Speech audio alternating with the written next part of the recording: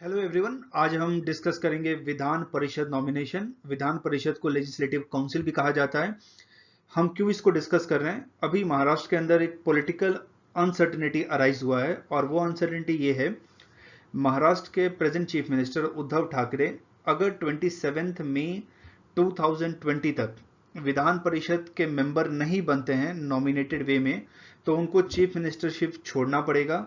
और अभी के टाइम पे ये अनफॉर्चुनेट इसलिए है क्योंकि कोरोना वायरस के सबसे ज़्यादा मैक्सिमम केसेस महाराष्ट्र में हैं और डेथ रेट भी महाराष्ट्र का ज़्यादा है। तो उस टाइम पे अगर पॉलिटिकल अनसर्टेनिटी आता है तो कोविड-19 को कंट्रोल करने में चैलेंज एराइज होगा। टॉपिक को समझने के लिए आपको बैकग्राउंड समझना पड़ेगा। स्टेट लेजिस्लेचर क्या होता है, लेजिस्लेटिव काउंसिल क्या है, गवर्नर का पोजीशन क्या है हर एक स्टेट में, एंड चीफ मिनिस्टर का अपॉइंटमेंट हम कैसे करते हैं। उसके बाद आप समझ पाएंगे अभी महाराष्ट्र के अंदर प्रेजेंट पॉलिटिकल कंडीशन क्या है, क्या पास्ट में कुछ ऐसा कंडीशन अराइज हुआ था, एंड 27 मई 2020 के बाद क्या क्या पॉसिबल सिनारियो इमर्ज हो सकता है। स्टेट लेजिस्लेचर मीन्स स्टेट का लॉ मेकिंग मशीनरी। लेजिस्लेट करने का मतलब होता है लॉ बनाना, और स्टेट लेजिस्लेचर लॉ बनाता है। गवर्नर स्टेट लेजिस्लेचर के हेड होते हैं। स्टेट लेजिस्लेचर दो टाइप का होता है, type 1 bicameral, type 2 unicameral. Bicameral means वहां के लेजिस्लेचर में दो हाउस होगा, यूनिकैमरल मीन्स वहां के लेजिस्लेचर में एक हाउस होगा। तो जहां पे बाईकैमरल है वहां पे विधान सभा होता है जिसको लेजिस्लेटिव असेंबली कहते हैं, एंड विधान परिषद होता है जिसको लेजिस्लेटिव काउंसिल कहते हैं। लेजिस्लेटिव का मतलब लॉ बनाना, विधान हिंदी में लॉ का मतलब होता है। तो legislative assembly house number 1, legislative council house number 2, by cameral state legislature में। जहां पे यूनिकैमरल स्टेट लेजिस्लेचर है वहां पे लेजिस्लेटिव असेंबली होता है, उसको विधान सभा कहते हैं। तो आप ऐसा कह सकते हो, स्टेट लेजिस्लेचर के अंदर गवर्नर एंड लेजिस्लेटिव असेंबली है in unicameral legislature, governor, legislative assembly and legislative council है in bicameral legislature. Bicameral legislature India के 6 स्टेट में है अल्फाबेटिक ऑर्डर में, आंध्र प्रदेश, बिहार, कर्नाटका, महाराष्ट्र, तेलंगाना एंड उत्तर प्रदेश। इंडिया के अंदर अभी 28 स्टेट्स के अंदर लेजिस्लेचर है, प्लस 3 यूनियन टेरिटरी के अंदर लेजिस्लेचर है। Union territory of Delhi, union territory of Puducherry, union territory of Jammu and Kashmir. So total India में 31 लेजिस्लेचर है, जिसमें से 6 out of 31 legislature by cameral है एंड रेस्ट 25 यूनी कैमरल है। तो यूनिफॉर्मिटी नहीं है स्टेट लेजिस्लेचर में, कहीं पे बाई कैमरल कहीं पे यूनी कैमरल। पार्लियामेंट के अंदर लेजिस्लेचर क्या है, सॉरी यूनियन गवर्नमेंट के अंदर लेजिस्लेचर क्या है, डेट इज अ पार्लियामेंट जो कंसिस्ट करता है president of India, Rajya Sabha and Lok Sabha को। स्टेट लेजिस्लेचर के मेंबर कैसे इलेक्ट होते हैं? लेजिस्लेटिव असेंबली के मेंबर को हम एमएलए कहते हैं, member of legislative assembly. Legislative council के मेंबर को लेजिस्लेटिव एमएलसी कहते हैं, member of legislative council. MLA directly elected होते हैं, जनता इनके इलेक्शन में पार्टिसिपेट करती है, इनको इलेक्ट करती है। लेजिस्लेटिव काउंसिल के मेंबर इनडायरेक्टली इलेक्टेड होते हैं और नॉमिनेटेड होते हैं। इनडायरेक्टली इलेक्शन का मतलब जनता पार्टिसिपेट नहीं करती है इलेक्शन में, जनता के इलेक्टेड रिप्रेजेंटेटिव पार्टिसिपेट करते हैं। 1/3 लेजिस्लेटिव काउंसिल के मेंबर को स्टेट के एमएलए इलेक्ट करते हैं, 1/3 को लोकल बॉडी के रिप्रेजेंटेटिव इलेक्ट करते हैं। लोकल बॉडी अगर रूरल एरिया है तो पंचायत है, अर्बन एरिया है तो वहां पे अर्बन लोकल बॉडी है, लाइक नगर पालिका, municipality, municipal corporation. 1/12 member of legislative council उसको ग्रेजुएट इलेक्ट करते हैं, 1/12 को टीचर्स इलेक्ट करते हैं। सो लेजिस्लेटिव काउंसिल के 5/6 मेंबर वो इनडायरेक्टली इलेक्टेड होते हैं। 1/6 मेंबर ऑफ लेजिस्लेटिव काउंसिल वो नॉमिनेटेड होते हैं, गवर्नर उनको नॉमिनेट करता है। गवर्नर किसको नॉमिनेट कर सकता है लेजिस्लेटिव काउंसिल में? तो उनको नॉमिनेट करेगा those who have special knowledge और practical experience in arts, literature, social service, science and cooperative movement. So ये 5 कैटेगरी में उनका स्पेशल नॉलेज होना चाहिए, प्रैक्टिकल एक्सपीरियंस होना चाहिए। 9 अप्रैल 2020 को महाराष्ट्र के कैबिनेट ने एक रेजोल्यूशन पास करके महाराष्ट्र के गवर्नर को रिकमेंडेशन दिया कि आप अभी प्रेजेंट महाराष्ट्र के चीफ मिनिस्टर उद्धव ठाकरे को लेजिस्लेटिव काउंसिल में नॉमिनेट करो, क्योंकि वो ट्रेन फोटोग्राफर हैं, तो आर्टिस्ट के कैटेगरी में भी आते हैं, उन्होंने बहुत सारा सोशल वर्क किया है तो सोशल सर्विस के कैटेगरी में भी आते हैं। गवर्नर का पोजीशन क्या है स्टेट में? गवर्नर के बारे में कहा जाता है वो प्रेसिडेंट के एजेंट होते हैं स्टेट में। State government and central government के बीच में बेटर कोऑर्डिनेशन के लिए वर्क करते हैं। According to article 163 of Indian constitution, हर एक स्टेट में काउंसिल ऑफ मिनिस्टर होगा जहां पे भी लेजिस्लेचर है, और उस काउंसिल ऑफ मिनिस्टर के हेड चीफ मिनिस्टर होते हैं। So there will be council of minister headed by chief minister. And state के अंदर गवर्नर होगा, गवर्नर स्टेट का कॉन्स्टिट्यूशनल हेड होता है। काउंसिल ऑफ मिनिस्टर गवर्नर को रिकमेंड करेंगे एंड गवर्नर अकॉर्डिंगली वर्क करेगा। Means in most of the cases executive and legislature matter में गवर्नर एक्ट करता है अकॉर्डिंग टू एडवाइस और recommendation of council of minister. कुछ जगह पे वो अपने मर्जी से काम कर सकता है जिसको हम डिस्क्रिशन कहते हैं, लेकिन काउंसिल ऑफ मिनिस्टर जो भी एडवाइस करता है गवर्नर को, से काउंसिल ऑफ मिनिस्टर ने 12 जून को गवर्नर को एडवाइस किया कि सर आपको इस बिल पे या इस टॉपिक पे ऐसे आपको जजमेंट लेना है, लेकिन गवर्नर टाइम बाउंड नहीं है, गवर्नर जब चाहे ले सकता है। मींस कोई टाइम फ्रेम नहीं है, 6 महीने बाद, 2 साल बाद, 4 साल बाद, कभी भी गवर्नर उसके ऊपर डिसीजन ले सकता है। सो कैबिनेट रिकमेंड करेगा गवर्नर को, बट गवर्नर टाइम बाउंड नहीं है उस पर डिसीजन देने के लिए, वो अपना खुद का टाइम ले सकता है जब तक वो सेटिस्फाई नहीं होता। कुछ केसेस में गवर्नर के पास डिस्क्रिशन है, वो क्या केस है हम देखते हैं। गवर्नर के पास डिस्क्रिशनरी पावर, तो 5 गवर्नर के पास डिस्क्रिशनरी पावर है majorly. First, state government constitution के हिसाब से नहीं चल रहा है, तो उसको हम कहते हैं कि स्टेट का कॉन्स्टिट्यूशनल मशीनरी कंप्लीटली फेल हो गया। देन गवर्नर अपनी मर्जी से प्रेसिडेंट को रिकमेंड करेगा कि सर ये स्टेट कॉन्स्टिट्यूशन के हिसाब से नहीं चल रहा है, आप यहाँ पे आर्टिकल 356 लगा दो, which is president rule. Governor के पास स्टेट लेजिस्लेचर का बिल आता है, गवर्नर के पास ऑप्शन क्या क्या है? वो बिल को यस कह सकते हैं, वो बिल को नो कह सकते हैं, वो बिल के ऊपर नो एक्शन ले सकते हैं, वो बिल को रिटर्न कर सकते हैं, या वो बिल को रिजर्व रख सकते हैं प्रेसिडेंट के लिए। सो गवर्नर के पास जब हम बिल प्रेजेंट करते हैं, governor has 5 option. Governor can say yes to the bill, governor can say no to the bill, governor will return the bill, governor will take no action for indefinite period, and governor can reserve the bill for president assent. इसके लिए governor को किसी के permission की जरूरत नहीं है, किसी के रिकमेंडेशन की जरूरत नहीं है, वो अपने मर्जी से कर सकता है।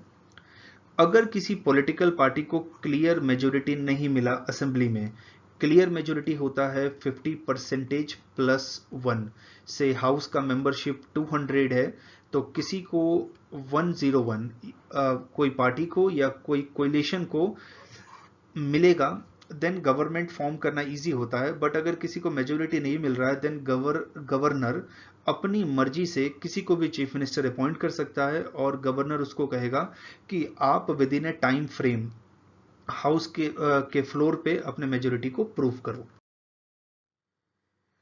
जो ट्राइबल एरिया है, 6th schedule of Indian constitution, उसके अंदर इंडिया के 4 स्टेट में आसाम, मेघालय, त्रिपुरा एंड मिजोरम, जहां पे ट्राइबल पॉपुलेशन डोमिनेट करता है, गवर्नमेंट ने उस एरिया को ट्राइबल एरिया डेजिग्नेट किया है under 6th schedule of Indian constitution. उसको गवर्न करने के लिए ट्राइबल एडवाइजरी काउंसिल होता है हमारे पास। So governor of the state determine कर सकता है ट्राइबल एडवाइजरी काउंसिल को कितना पैसा जाएगा वहां के मिनरल एक्सप्लोरेशन का। सपोज ट्राइबल एरिया है एंड वहां पे 100 करोड़ का कोल माइनिंग से रेवेन्यू आ रहा है, उसका कितना परसेंटेज ट्राइबल एडवाइजरी काउंसिल को जाएगा, ये गवर्नर डिसाइड करता है। Governor time to time chief minister से स्टेट के एडमिनिस्ट्रेशन के बारे में या स्टेट के लेजिस्लेटिव मैटर के बारे में इंफॉर्मेशन सीख कर सकता है। इसके लिए भी गवर्नर को किसी के रिकमेंडेशन की जरूरत नहीं है। सो ये 5 मेजर डिस्क्रिशनरी पावर हैं गवर्नर के पास। एग्जाम्पल कुछ डिस्क्रिशनरी पावर का, एक है आर्टिकल 239, यूनियन टेरिटरी का कैसे एडमिनिस्ट्रेशन हो वहां पे गवर्नर के पास डिस्क्रिशन होता है। Article 371 special provision with respect to Maharashtra and Gujarat state. 371A Nagaland के लिए। Article 371H for Arunachal Pradesh, यहां पे भी गवर्नर के पास डिस्क्रिशन है वर्क करने के लिए।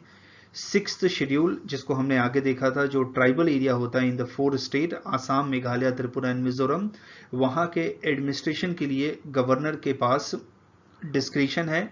गवर्नर रूल्स एंड रेगुलेशन को वहां पे चेंज कर सकता है या पार्लियामेंट स्टेट असेंबली के कोई रूल वहां पे अप्लाई ना हो उसके बारे में भी गवर्नर वहां पे डिसीजन ले सकता है। नाउ चीफ मिनिस्टर का appointment. According to article 164 of Indian constitution, chief minister shall be appointed by governor. Governor of the state chief minister को अपॉइंट करते हैं। चीफ मिनिस्टर मेजोरिटी पार्टी के लीडर होते हैं, जिस पार्टी को लेजिस्लेटिव असेंबली में सबसे ज्यादा सीट मिला है। चीफ मिनिस्टर के अपॉइंटमेंट में या स्टेट गवर्नमेंट के फॉर्मेशन के लिए लेजिस्लेटिव असेंबली का नंबर मैटर करता है। लेजिस्लेटिव काउंसिल में कुछ भी नंबर है वो मैटर नहीं करता। लेकिन जब किसी पार्टी को क्लियर कट मेजोरिटी नहीं मिलता है, उस केस में गवर्नर के पास डिस्क्रिशन है, वो किसी को भी चीफ मिनिस्टर बना सकता है। नॉर्मली ऐसा कन्वेंशन है, गवर्नर उस पार्टी के लीडर को चीफ मिनिस्टर बनाता है जिसके पास सबसे ज्यादा सीट है। मेजोरिटी नहीं है बट सबसे ज्यादा सीट है। गवर्नर जब किसी को चीफ मिनिस्टर अपॉइंट करेगा, वो लेजिस्लेचर के किसी भी हाउस का मेंबर होना चाहिए, आइदर ऑफ लेजिस्लेटिव असेंबली और लेजिस्लेटिव काउंसिल। अगर वो किसी भी हाउस का मेंबर नहीं है, देन विद इन 6 मंथ उसको किसी भी हाउस का मेंबर बनना पड़ेगा। अदरवाइज उसका चीफ मिनिस्टर पोजीशन 6 मंथ के एक्सपायरी के बाद अपने आप एबॉलिश हो जाएगा, अपने आप खत्म हो जाएगा। So governor can appoint chief minister who is member of either house of a state legislature or a person who is not member of either house of a state legislature, but within 6 months he or she has to become member of a state legislature. Now Maharashtra के अंदर पूरा scenario क्या है। 28 नवंबर 2019 को महाराष्ट्र के governor Bhagat Singh Koshyari, उन्होंने उद्धव ठाकरे को ऐसे चीफ मिनिस्टर अपॉइंट किया। उद्धव ठाकरे किसी भी हाउस के मेंबर नहीं हैं, लेजिस्लेटिव काउंसिल के भी, लेजिस्लेटिव असेंबली के भी मेंबर नहीं थे 28 नवंबर 2019 को। सो विद इन 6 मंथ, वो 6 मंथ खत्म होता है 27 मई 2020 को, उनको किसी भी हाउस का मेंबर बनना पड़ेगा। अगर वो किसी भी हाउस के मेंबर नहीं बनते हैं बाई 27 मई 2020 तक, देन उनका chief ministership automatically cancel out हो जाएगा। उनको और सारे के सारे काउंसिल ऑफ मिनिस्टर को रिजाइन करना पड़ेगा। जब चीफ मिनिस्टर रिजाइन करते हैं या उनका पोजीशन कीज टू एग्जिस्ट हो जाता है, सारे के सारे काउंसिल ऑफ मिनिस्टर को रिजाइन करना पड़ता है। तो बाई 27 मई 2020 कैसे भी करके उनको किसी भी हाउस का मेंबर बनना पड़ेगा। बट लेजिस्लेटिव असेंबली में तो कोई चांस ही नहीं है, बिकॉज इलेक्शन कमीशन ने सारे के सारे इलेक्शन को भी होल्ड पे रखा है, सस्पेंड रखा है। लेजिस्लेटिव काउंसिल में भी जो इलेक्टेड मेंबर थे उसको भी इलेक्शन कमीशन ने होल्ड पे रखा है। तो एक ही ऑप्शन बच जाता है लेजिस्लेटिव काउंसिल में, नॉमिनेट होके वो उसका मेंबर बन जाए एंड देन वो अपने चीफ मिनिस्टरशिप को बचा सकते हैं। इसके लिए 9 अप्रैल 2020 को महाराष्ट्र के कैबिनेट ने एक रिकमेंडेशन दिया गवर्नर को। गवर्नर बाउंड है इस रिकमेंडेशन के, चीफ मिनिस्टर उद्धव ठाकरे को नॉमिनेट किया जाए स्टेट लेजिस्लेटिव काउंसिल के अंदर। गवर्नर जो 1/6 मेंबर को नॉमिनेट करते हैं, गवर्नर बाउंड हैं इस रिकमेंडेशन को मानने के लिए, लेकिन इसमें कोई टाइम फ्रेम नहीं है। सो 9 अप्रैल को महाराष्ट्र कैबिनेट ने गवर्नर को रिकमेंड दिया। गवर्नर जब उनको ठीक लगेगा तब इसको मानेंगे। अब इसमें एक टेक्निकल प्रॉब्लम ये आया कि जिस वैकेंसी जो अराइज होता है लेजिस्लेटिव काउंसिल में, उसका टर्म एक्सपायर हो रहा है 6 मई 2020 को, तो गवर्नर 27 मई से पहले भी डिसीजन ले सकते हैं, 27 मई के बाद भी डिसीजन लेंगे। अगर गवर्नर 27 मई से पहले डिसीजन लेते हैं, उद्धव ठाकरे को नॉमिनेट कर देते हैं लेजिस्लेटिव काउंसिल में, उस केस में उद्धव ठाकरे ही चीफ मिनिस्टर रहेंगे। लेकिन गवर्नर अगर 27 मई के बाद उद्धव ठाकरे को लेजिस्लेटिव काउंसिल में नॉमिनेट कर देते हैं, देन उनका चीफ मिनिस्टरशिप चला जाएगा। गवर्नर वेट कर रहे हैं क्योंकि 6 जून को जो वैकेंसी अराइज हो रहा है उसका टर्म खत्म हो रहा है, तो ये एक टेक्निकल प्रॉब्लम है। क्या ऐसा सिचुएशन पहले भी कभी अराइज हुआ था? तो न्यूमरस टाइम ऐसा सिचुएशन अराइज हुआ था। जून 1996 में एचडी देवगौड़ा को प्रेसिडेंट ने प्राइम मिनिस्टर बना दिया। उस समय वो किसी भी हाउस के मेंबर नहीं थे, ना इधर राज्यसभा के मेंबर थे, ना इधर लोकसभा के मेंबर थे। बाद में बाई इलेक्शन हुआ और वो मेंबर बने। महाराष्ट्र के अंदर ही 2003 में सुशील कुमार सिंधे किसी भी हाउस के मेंबर नहीं थे, तो भी वो चीफ मिनिस्टर बने। बाद में बाई इलेक्शन से वो हाउस के मेंबर बने। 2010 में पृथ्वीराज चौहान महाराष्ट्र के चीफ मिनिस्टर बने, वो भी किसी हाउस के मेंबर नहीं थे, बाद में बाई इलेक्शन से बने। 1952 में सी राजागोपालचारी को उस समय के गवर्नर ने मद्रास स्टेट का चीफ मिनिस्टर बना दिया और वो नॉमिनेटेड मेंबर थे लेजिस्लेटिव काउंसिल में। तो पास्ट एग्जांपल कहता है कि यस, आप किसी भी हाउस के मेंबर नहीं हैं तो भी आप chief minister, minister, prime minister बन सकते हैं। इवन नॉमिनेटेड मेंबर भी चीफ मिनिस्टर बने हैं। अब क्या सिनारियो इमर्ज हो सकता है 27 मई 2020 के बाद? सिनारियो एक ये होगा, बाई 27 मई 2020 महाराष्ट्र के गवर्नर उद्धव ठाकरे को नॉमिनेट कर देंगे इन लेजिस्लेटिव काउंसिल और वो चीफ मिनिस्टर की तरह रहेंगे, तो सारा कुछ कंटिन्यूटी में चलेगा। सिनारियो 1 काफी smooth process. Scenario 2, governor of Maharashtra nominate नहीं करते हैं उद्धव ठाकरे को in legislative council by 27 May 2020, then Uddhav Thackeray का टर्म ऑटोमेटिकली कैंसल आउट हो जाएगा। उनको और पूरे के पूरे इंटायर काउंसिल ऑफ मिनिस्टर को रिजाइन करना पड़ेगा महाराष्ट्र से। उसके बाद नंबर ऑफ प्रोबेबिलिटी इमर्ज हो सकता है। उद्धव ठाकरे फिर से गवर्नर के सामने क्लेम प्रेजेंट करेंगे, वो कहेंगे कि मेरे पास नंबर है, आप मुझे फिर से चीफ मिनिस्टर का ओथ दिलाओ, तो मे बी फिर से गवर्नर उनको चीफ मिनिस्टर का ओथ दिला सकते हैं आफ्टर 27 में, और फिर से 6 मंथ का उनको टाइम मिल जाएगा क्योंकि अभी भी वो किसी भी हाउस के मेंबर नहीं है, तो विद 6 मंथ तक वो फिर से चीफ मिनिस्टर कंटिन्यू कर सकते हैं without being member of any house of parliament, any house of state legislature. Shiv Sena, NCP और इंडियन नेशनल कांग्रेस कोalition में से कोई और चीफ मिनिस्टर बन सकता है, या फिर थर्ड ऑप्शन ये भी हो सकता है कि बीजेपी जो इस कोalition की ऑपोजिट साइड में है वहां से भी कोई चीफ मिनिस्टर हो सकता है। तो सिनारियो 1, उद्धव ठाकरे नॉमिनेट होते हैं इन लेजिस्लेटिव काउंसिल बिफोर 27 मई 2020 और नहीं होते हैं, तो ये सिनारियो इमर्ज हो रहा है। So this is all about Maharashtra political crisis and nomination in legislative council. तो इस लेक्चर को हम यहीं पे कंक्लूड करते हैं। आपको ये वीडियो कैसा लगा आप कमेंट बॉक्स में लिख के हमें बता सकते हैं। अगर कुछ डाउट है, कुछ सजेशन है, वो भी आप हमें इन्फॉर्म कर सकते हैं। Thank you and good day.